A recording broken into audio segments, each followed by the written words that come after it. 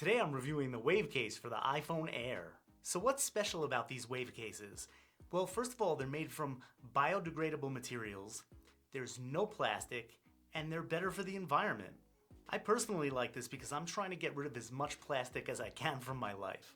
They don't have any type of plastic smell or anything, I really like that. And they have carbon neutral shipping.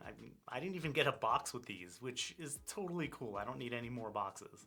Let's pop in the iPhone Air. Ooh, that goes on very nicely. Ooh, this has a really nice hand feel too. It still feels very thin like an iPhone Air should. Okay, buttons press very nicely. The camera control button's cut out so you can press the button directly. I like that. Nice protection on the screen. Same with the camera lens.